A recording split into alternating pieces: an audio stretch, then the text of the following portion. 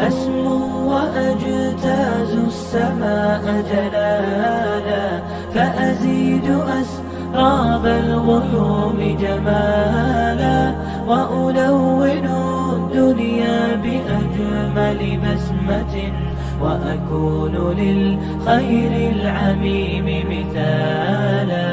أسمو وأجتاز السماء جلالا، فأزيد أسراب الغيوم جمالا، وألون الدنيا بأجمل بسمة، وأكون للخير العميم مثالا.